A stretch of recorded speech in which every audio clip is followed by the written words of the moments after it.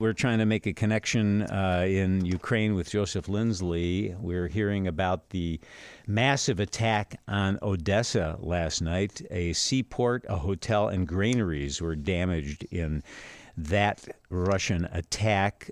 2 people now confirmed dead.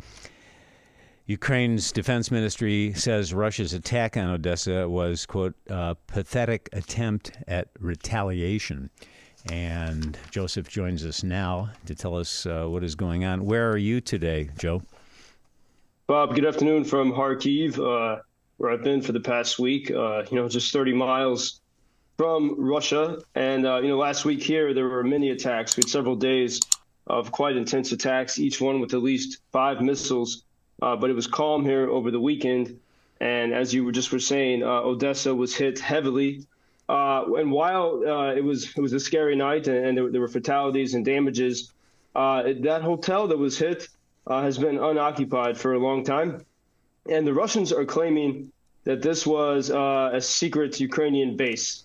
It's a massive hotel, many stories tall on a pier into the Black Sea.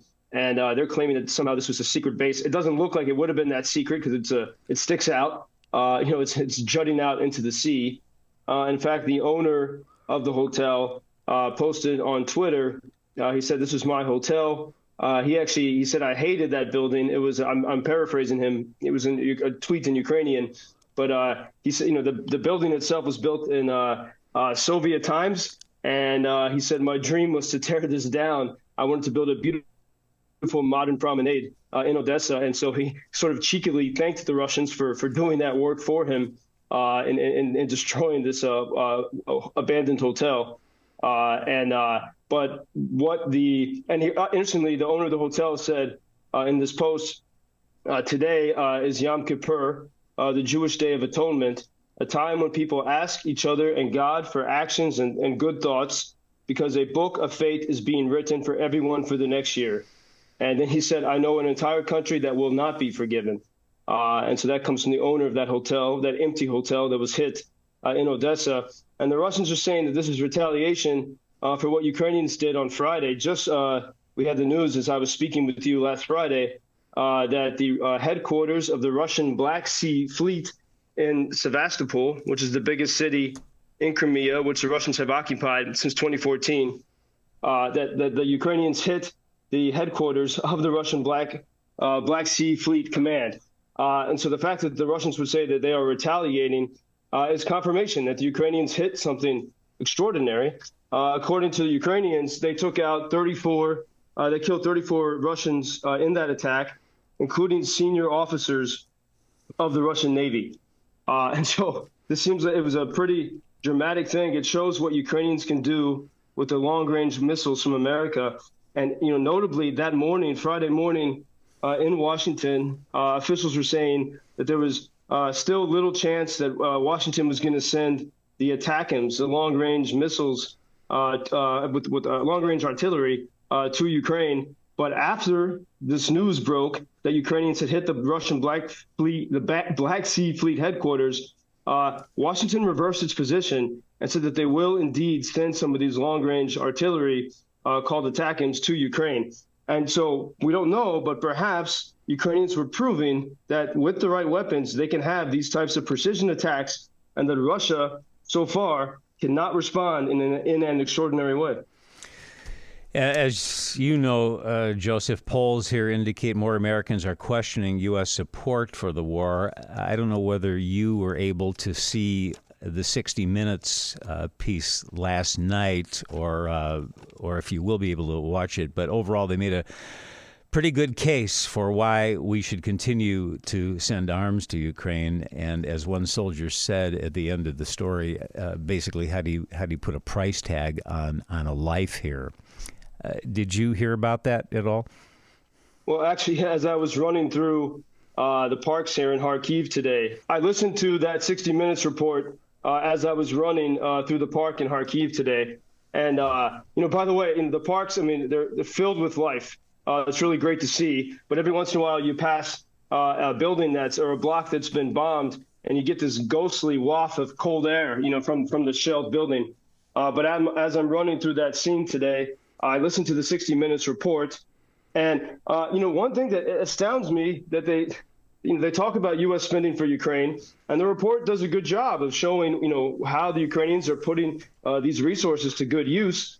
But the report still misses sort of the major accounting point.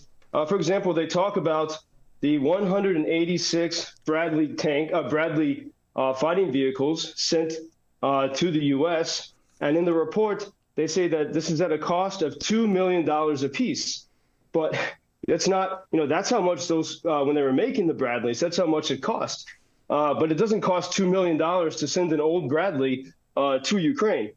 And so this is, it's, with all the resources of the media, for example, of 60 Minutes, and they put together a very, well-produced and lovely report, they still miss that major point. They speak about this like it's new money being spent. It's actually much, much less. What we really just need to determine how much does it cost to deliver the Bradley to the U.S. to provide the training, and how much was the Bradley costing to store in the U.S. How much money were we already spending for it to do nothing? And so if we look at the numbers that way, we can begin to get a more honest picture. And then I think that the arguments about we're spending too much would become much more vulnerable, because you could say, well, actually, we're not spending as much as we think. And so I was surprised that 60 Minutes has not delved into the numbers with any detail. Yeah, no one other than you has really pointed that out, and it is very misleading. And I keep telling you should write something for the New York Times or the Washington Post or the Wall Street Journal, and maybe it should just be about that. Before we close here, I won't bring up the Notre Dame loss to Ohio State. I know you're very fond of your alma mater, and you may have had the chance to hear the 60 Minutes story, but I wasn't sure if you heard about Notre Dame. No, and I'm far away removed from that world. But I'll tell a quick anecdote of victory. I was talking yesterday with a great graffiti artist, Gomlet, here in Kharkiv, so Ukraine's Banksy, and he just made a monument in Lviv. It was an old Soviet statue.